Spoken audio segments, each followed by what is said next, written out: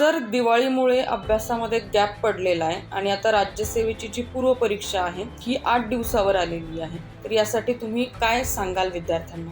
तर आपली परीक्षा 9 नोव्हेंबरला होणार आहे. तर यासाठी शेवटच्या टप्प्यामध्ये काय करणं गरजेचं आहे, ते तुम्ही केलेलं आहे, जे तुम्ही सब्जेक्ट किंवा जो सोर्स तुम्ही वापरलेला आहे तोच सोर्स कंटिन्यू ठेवा. कुठल्याही पद्धतीने नवीन पुस्तक वाचायची गरज नाही.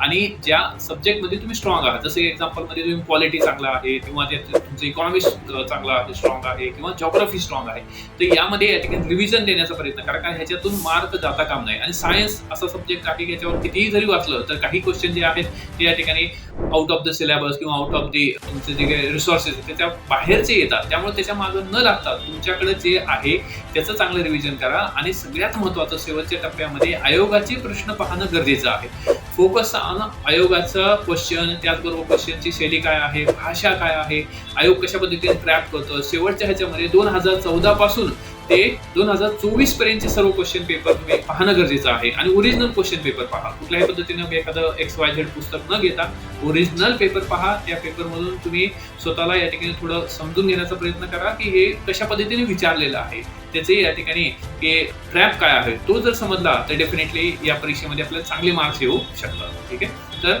बी कूल आणि या ठिकाणी तुम्ही शांत राहणं सुद्धा गरजेचं आहे.